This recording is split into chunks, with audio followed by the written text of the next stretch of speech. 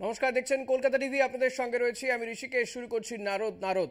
ভেস্তে গেল বাম আইএসএফ জোট। একাধিকবার হুমকি দিয়েও ডায়মন্ড হারবারে প্রার্থী হলেন না আইএসএফ এর বিধায়ক নওশাদ সিদ্দিকী। প্রার্থী করলেন মজনু লস্করকে। হাই ভোল্টেজ ডায়মন্ড হারবার থেকে কি পালালেন নওশাদ? প্রশ্ন রাজনীতির কারবারিদের। দেখব প্রতিবেদন। তর্জন গর্জনী সার লোকসভা ভোটে ডায়মন্ড হারবারে প্রার্থী হওয়ার ইচ্ছে প্রকাশ করেছিলেন, চ্যালেঞ্জ ছুড়েছিলেন অভিষেক বন্দ্যোপাধ্যায়কে। ডায়মন্ড হারবার থেকে হারিয়ে প্রাক্তন সাংসদ করে দেওয়ার কি বলেছিলেন নওশাদ সিদ্দিকী? 2024 লোকসভা নির্বাচনে আমি ডায়মন্ড হারবার মডেলের নামে যে শোষণ হচ্ছে, তারা বঞ্চিত এলাকার মানুষ, সেটা জনমানুষের ক্ষোভ আছে। জনমানুষের ভোট নিয়ে আমার ইচ্ছা, আমি সেখানে ভোটে দাঁড়াবো। জনমানুষের ভোট নিয়ে অভিষেক ব্যানার্জিকে পরাস্ত করে প্রাক্তন এমপি করে কালীঘাটে পৌঁছাবো। বৃহস্পতিবার সন্ধ্যায় ফুরফুরা শরীফে সাংবাদিক বৈঠক করে 5 লোকসভা আসনে প্রার্থীদের নাম ঘোষণা করল আইএসএফ নেতৃত্ব। ডায়মন্ড হারবারে আইএসএফ প্রার্থী হলেন মজনু লস্কর। উল্লেখ্য, আইএসএফ নেতৃত্ব ডায়মন্ড হারবার আসনটির দাবি জানিয়েছিল। বাম কংগ্রেস নেতৃত্ব জানিয়েছিলেন নওশাদ প্রার্থী হতে চাইলে তাদের আপত্তি নেই, কিন্তু সেই লড়াই থেকে নওশাদ সরে গিয়ে প্রার্থী ঘোষণা করেছে। জোট নিয়ে কি বলেছিলেন নওশাদ সিদ্দিকী? 7th ফেজে যাদবপুর ইলেকশন আছে, অনেকটা টাইম পাওয়া যাবে। আমরা চাই বিজেপিকে সর্বপ্রথম এখানে বাংলা থেকে পরাস্ত করতে, তার সাথে সাথে তৃণমূলকেও। কিন্তু বিজেপি তৃণমূলকে পরাস্ত করতে গিয়ে যদি আমরা নিশ্চিহ্ন হয়ে যাই, আমাদেরকে যদি কর্নার করে দেয়, মেনে নেওয়া যায় না। অবশ্যই আমরা বিজেপি তৃণমূলকে পরাস্ত করার জন্য আমরা সর্বোচ্চ স্যাক্রিফাইস করতে প্রস্তুত আছি। আর কটা দিন অপেক্ষায় আছি। যদি কংগ্রেস বা লেফটের পক্ষ থেকে কোনো সেই ধরনের সদর্থক ভূমিকা না দেখতে পাই, তাহলে আমরা যাদবপুর সহ বিভিন্ন জায়গাতে আমাদের যেগুলো প্রার্থী দেওয়ার মনস্থির করেছিলাম, আমরা প্রার্থী দিব। এখানে কে প্রার্থী বড় কথা নয়, কোন প্রার্থী আমাদের ওই কেন্দ্রের অর্থাৎ ডায়মন্ড হারবার কেন্দ্রের সামাজিক অর্থনৈতিক পরিবর্তনের সহায়ক, সেই হিসেবে লড়াই হবে। যে কেউ তো দাঁড়াতে হবে। এটা প্রার্থীটা বড় কথা নয়, প্রার্থীটা কি কাজ করবে সেটা বড় কথা। প্রসঙ্গত, বাংলায় গত বছর ডিসেম্বরের পর থেকেই বিরোধী জোট ইন্ডিয়া শরিকদের সঙ্গে তৃণমূলের সমীকরণ তলানিতে এসে ঠেকেছে বলে মনে করছে রাজনৈতিক মহল। তবে একলা চলোর বার্তা দিয়ে তৃণমূল সুপ্রিমো মমতা বন্দ্যোপাধ্যায় বাম কংগ্রেস জোটকে ঘোট বলে কটাক্ষ করেছেন। বাংলায় সিপিএম কংগ্রেস বিজেপি আমাদের বিরুদ্ধে লড়াই করছে। সিপিএম কে ভোট দেওয়া মানে বিজেপিকে ভোট দেওয়া, কংগ্রেসকে ভোট দেওয়া মানে বিজেপিকে ভোট দেওয়া। আর একটা লেজুর পার্টি মুসলিম পার্টি হয়েছে, সেটাকে ভোট দেওয়া মানে বিজেপিকে ভোট দেওয়া। এদিকে মমতা বন্দ্যোপাধ্যায়ের অপশাসনের বিরুদ্ধে আইএসএফ বিধায়ক নওশাদ সিদ্দিকীর লড়াইয়ের প্রশংসা করেন শুভেন্দু অধিকারী। ডায়মন্ড হারবার থেকে প্রার্থী না হওয়ায় তুঙ্গে তরজা। এটা হলো যাদবপুর লোকসভার অন্তর্গত বিধানসভা, একটা হলেও কার হাতে ছিল? জোটের মধ্যে কংগ্রেসের ছিল না, বামেদের ছিল না, আইএসএফ এর ছিল। তাহলে আমার কথা হচ্ছে, রাতারাতি বামেরা এত সেকুলারিজম করে, এত সব করে টোরে, তারা কেন হঠাৎ ক্যান্ডিডেট অ্যানাউন্স করলো? তারা they could have responded to ISF sentiment. দেখুন, দুটি দল হচ্ছে নীতিভ্রষ্ট। এদের কোনো নীতি নেই, নৈতিকতা নেই, আদর্শ নেই। ফলে এদের জোট আর ভোট সম্পূর্ণ আলাদা, দুটিই সব স্বার্থপর। যার কারণে এদের সংসারটা হলো না, একে অপরকে ডিভোর্স দিয়ে দিল। আইএসএফকে সিদ্ধান্ত পুনর্বিবেচনা করার অনুরোধ সৃজনের। আমি নিশ্চিত তারা তাদের সিদ্ধান্ত পুনর্বিবেচনা করবেন, অনুরোধ করব। এইভাবে ভোট ভাগাভাগি হলে তৃণমূল বিজেপি ছাড়া আর কারোর লাভ হবে না, এটা সকলে বোঝেন, আইএসএফ নেতৃত্বও বোঝেন। 2016 সালে বলে দিয়েছি আইএসএফ এর সঙ্গে আমাদের কোনো সমঝোতা নাই, অন রেকর্ড আপনারা দেখে নিন। এখন আমাদের এখানকার ওআইসি এসছে, কি করবো? এই হায়দ্রাবাদ থেকে ওআইসি চলে এসছে এখানটায়, ছোট ওআইসি। সে এখন অনেক মন্তব্য করবে। এগুলো বিজেপির ভোট কাটে না, সব বিজেপির পয়সাকে ভোট কাটার জন্য ময়দানে নেই। High voltage diamond Harbour, Trinamool প্রার্থী অভিষেক বন্দ্যোপাধ্যায়। নওশাদ কি পালালেন? বারবার হুমকি, ডায়মন্ড হারবারে দাঁড়িয়ে অভিষেককে প্রাক্তন সাংসদ করে দেওয়ার চ্যালেঞ্জ কোথায় গেল? প্রশ্ন তুলছে রাজনীতির কারবারিরা। জাহাঙ্গীর হোসেনের রিপোর্ট, কলকাতা টিভি। তর্জন গর্জনী সার। আইএসএফ এবং বাম কংগ্রেসের যে জোট হওয়ার কথা ছিল, সেই জোট ভেস্তে গিয়েছে। আর এতে বামেরা বলছেন যে আইএসএফ এর এই জোট নিয়ে আন্তরিকতার অভাব ছিল। কি বলছেন বামফ্রন্ট চেয়ারম্যান বিমান বসু, শুনবো। নতুন তৈরি হওয়া আইএসএফ, তার সঙ্গে বোঝাপড়া করতে চেয়েছিলাম, কিন্তু আইএসএফ তাদের সঙ্গে একাধিকবার বৈঠক হয়েছে, আবার একাধিকবার বৈঠক ডাকা হয়েছে, বৈঠকের কথা বলা হয়েছে, খবর দেওয়া হয়েছে, আসেনি। তখনই তারা অনেক আসনের কথা বলে। মানে অনেক আসন তো, এটা তো লোকসভার নির্বাচন, 42টা কেন্দ্র। তারপর তারা একটু মনক্ষুণ্ণ হয়, যাই হোক, তারপর আলোচনা হয়ে যখন তারা বুঝতে পারে যে ব্যাপক আসন হবে না, তখন তারা হয়তো টার্ন আপ করেনি। কিন্তু গতকাল মিডিয়াতে তারা বলেছেন আমাদের সঙ্গে বামেদের যে বোঝাপড়া হলো না, তার জন্য দায় এবং দায়িত্ব নিতে হবে বামেদেরই। কি করে বামেদের দায়িত্ব পড়ে? আমি এই জন্য কথাটা বলছি যে আন্তরিকতা ছিল কিনা সেটা বুঝতে পারছি না, সেই জন্যই বলছি। আর আন্তরিকতা না থাকার জন্যই তারা কি এরকম একটা আমাদের ওপর দায় চাপিয়ে দিলেন, আমরাই দায়ী। এ নিয়ে আমরা আলোচনা করব। আমাদের সঙ্গে রয়েছেন বিজেপির নেত্রী সবিতা চৌধুরী। সবিতাদি, আপনাকে স্বাগত জানাবো কলকাতা টিভিতে। যে বিষয়টা জানতে চাইবো যে ডায়মন্ড হারবারে যদিও আপনারাও এখনো পর্যন্ত প্রার্থী দিতে পারেননি, নওশাদ সিদ্দিকী তিনি তার তর্জন গর্জন আমরা শুনেছি যে তিনি প্রার্থী হবেন, কিন্তু শেষমেশ তিনিও প্রার্থী হলেন না আইএসএফ এর পক্ষ থেকে। অনেকেই বলছেন এতে আখেরে বিজেপিরই হাত রয়েছে, ভোট কাটুয়া দল হচ্ছে আইএসএফ।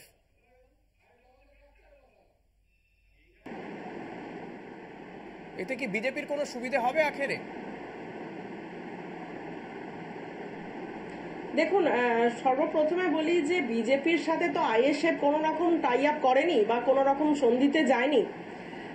আইএসএফ এর সাথে যেটা সন্ধি হয়েছিল সেটা হচ্ছে বামফ্রন্টের সন্ধি হয়েছিল, কিন্তু তাদের সেই সন্ধিটা ভেস্তে যায়, তাদের সেই যে প্ল্যানটা ছিল সেটা ভেস্তে যায়।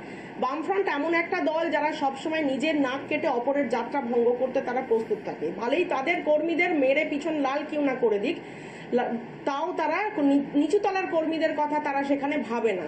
এবং এখানে কিছু একটা হয়েছে, নিশ্চয়ই কিছু একটা প্ল্যান হয়েছে, সেটা ভয় হতে পারে, ভীতি হতে পারে, যে কোনো কারণ, বা আন্ডার দ্য টেবিল কোনো রকম পাশানো হতে পারে, সেটা আমি সঠিক জানি না। কিন্তু এখানে প্রার্থী হয়নি, বিজেপির তাতে কিছু যাবে আসবে না, কারণ বিজেপি তার একক ক্ষমতায়, নিজস্ব ক্ষমতাতেই সারা পশ্চিমবঙ্গে যেরকম প্রার্থী দিয়েছে সেরকম এখানেও কোনো ভালো প্রার্থী দেবেন। এবং বিজেপির যারা সর্বভারতীয় নেতৃত্ব আছে এবং আমাদের বঙ্গ বিজেপির যে নেতৃত্ব আছে তাদের নির্দেশ আদেশ মোটেই আমরা সেরকম ভাবে ভোটে লড়ার প্রস্তুতি নিয়েছি। সবিতাদি, যেটা জানতে চাইবো যে আপনি বলছেন যে আন্ডার দ্য টেবিল হতে পারে বা কোনো ভয় হতে পারে, আইএসএফ হয়তো প্রার্থী দিতে চায়নি, কিন্তু অনেকে বলছেন যে আপনাদের সঙ্গে আইএসএফ এর বোঝাপড়া রয়েছে।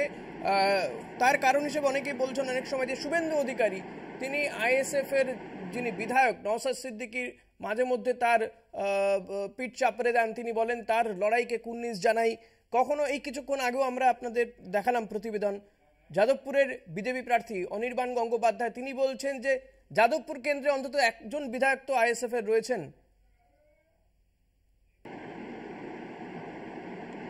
দেখুন, বিষয়টা হচ্ছে যে ভারতীয় জনতা পার্টি প্রকৃতপক্ষে যারা মাটি কামড়ে পড়ে থেকে যারা লড়াইটা দিচ্ছে তাদের কুর্নিশ জানায়, কিন্তু আইএসএফ এর সাথে বিজেপির যে মতাদর্শ সম্পূর্ণভাবে আলাদা। আমরা আইএসএফ কে সমর্থন করি না, আইএসএফ এর মতাদর্শকে সমর্থন করি না, কিন্তু পশ্চিমবঙ্গে দুর্নীতির বিরুদ্ধে দাঁড়িয়ে একজন মাত্র বিধায়ক তিনি ভাঙড়ে যেভাবে লড়াই দিচ্ছেন, অবশ্যই তার সেই লড়াইকে আমরা কুর্নিশ জানাই। আমাদের সঙ্গে তৃণমূল নেতা ডায়মন্ড হারবারে অরুময় গায়েন রয়েছেন। দিদি, আমি অরুময় বাবু আপনাকে স্বাগত জানাবো আমাদের এই অনুষ্ঠানে।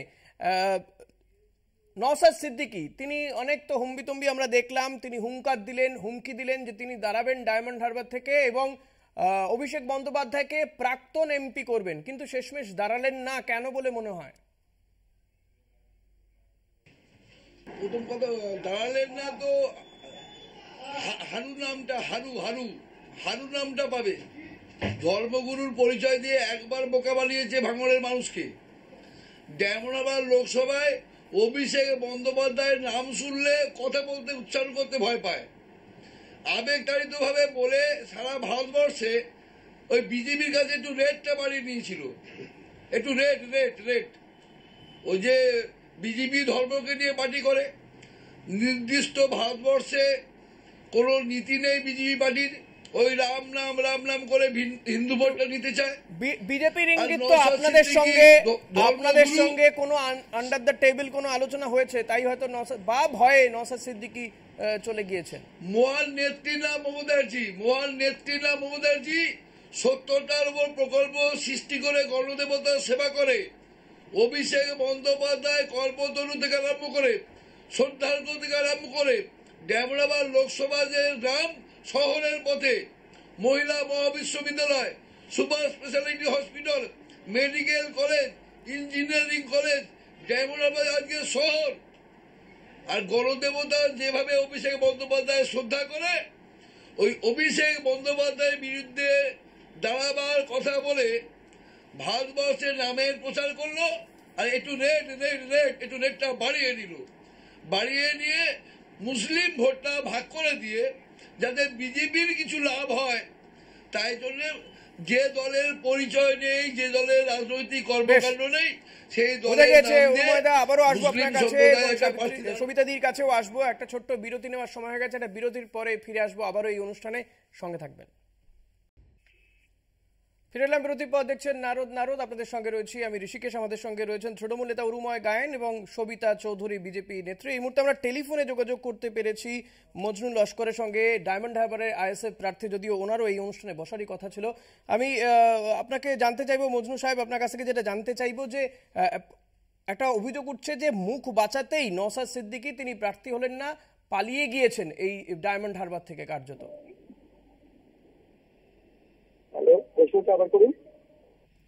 নওশাদ সিদ্দিকী তিনি ভয়ে বা আন্ডার দ্য টেবিল কোনো আন্ডারস্ট্যান্ডিং হচ্ছে তাই ডায়মন্ড হারবার থেকে প্রার্থী হলেন না।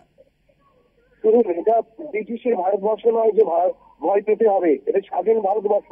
ভারতীয় সংবিধান আমাদের অধিকার দিয়েছে প্রত্যেক মানুষের রাজনৈতিক লড়াই। তো কে ভয় পেলো না পেলো নির্বাচনের পরে বোঝা যাবে। যখন অভিষেক হেরে, গোহারা হেরে এবং কালীঘাটে যাবে তখন বুঝতে পারবে কে ভয়টা পেয়েছে। মানে আপনি জেতার ক্ষেত্রে কতটা কনফিডেন্ট? 100%। আমি এখান থেকে পার্লামেন্টারিয়ান হয়ে দিল্লির লোকসভাতে আমি প্রবেশ করব, আর কালীঘাটে ওনাকে প্রাক্তন্ত হয়ে গেছে, এইটা ওনার শেষ নির্বাচন। আর এই তৃণমূল দলটি 2024 লোকসভা নির্বাচনের পরে থাকে কি মজনু সাহেব, কিন্তু নওশাদ সিদ্দিকী তো আপনাদের দলের মুখ, যদি এখানে হেরে যান সেই আশঙ্কায় কি আপনারা প্রার্থী করলেন না নওশাদকে?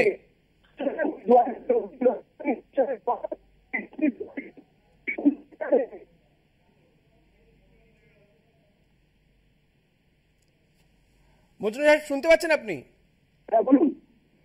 আর একটা বামেরা বলছেন যে জোট নিয়ে আন্তরিকতার অভাব রয়েছে নওশাদের, মানে আপনাদের দলের আর কি আইএসএফ এজেন্ট কোথায় বসে আছে তারাই জানে।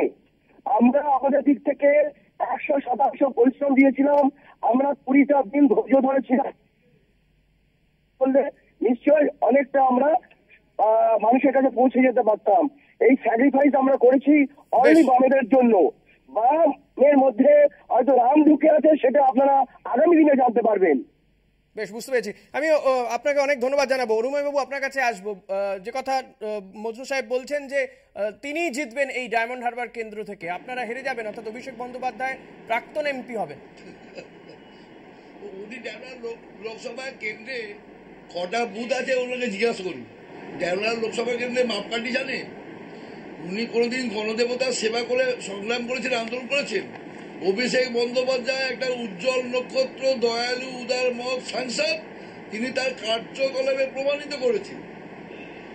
নওশাদ সিদ্দিকী হেরে যাওয়ার ভয়ে ওকে গোহারান হারাতে পাঠিয়েছে, তা ও কি বলবে?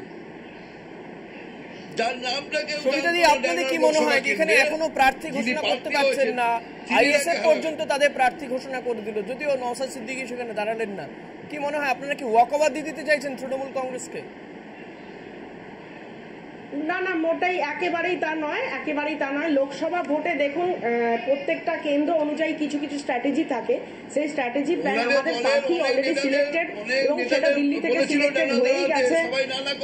সেটা আমাকে বলতে দিন, আমাকে বলছিলেন, আমি কিন্তু কোনো কথা বলিনি। এই ডিস্টার্ব করাটাই, এই টিভিতে বসে ডিস্টার্ব করা এবং ডিস্টার্ব করাটাই আপনাদের একটা নৈতিক অধিকার। গতবার আপনারা একদম বিনা ভোটে জিতে গেছে, ওই সেখানে ধর্ম ভোট দিতেই দেননি, চুপ ওই করুন। সাম্প্রদায়িক তার দাঙ্গা আগে দিল ৭৩,০০০ ভোটে আপনারা জিতেছিলেন, আজকে ৩.৫ লাখ।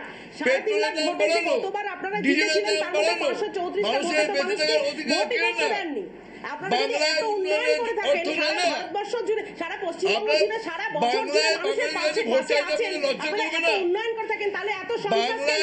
আজকে মডেল সম্পূর্ণ সন্ত্রাসের একটা মডেল হয়ে গেছে, একটা সন্ত্রাসের মডেল হয়ে গেছে। প্রতিটা থানা থেকে অপোজিশন যারা রয়েছে, তাদের কেস দিয়ে ঘরে ঢোকানোর চেষ্টা করা হচ্ছে। বেশ বোঝা গিয়েছে আর সময় নেই সুবিধা দি এবং অরুময়দা, আজকে আর সময় নেই, আমাদের অনুষ্ঠান শেষ করতে হবে। তরজা চলতেই থাকবে, আগামী দিনেও হয়তো এই তরজা চলবে। তবে বিজেপি কেন এখনো প্রার্থী ঘোষণা পাচ্ছে না সেটা কিন্তু সত্যি রহস্য। অনেক ধন্যবাদ আপনাদের দুজনকে, ধন্যবাদ জানাবো মজনু সাহেবকেও, মজনু লস্কর যিনি আইএসএফ এর প্রার্থী হয়েছেন ডায়মন্ড হারবারে। এই ডায়মন্ড হারবারে ঠিক কি হয়, লড়াই কোন দিকে যায়, নাকি একেবারে বিজেপি প্রার্থীদেরকে বা অন্যান্য বিরোধী দলের প্রার্থীকে বিপুল ব্যবধানে হারিয়ে অভিষেক বন্দ্যোপাধ্যায় আবার সংসদে যান, সেদিকে আমাদের নজর থাকবে। আপনাদের নজর থাকুক কলকাতা টিভিতে, রাত দিন 7 দিন।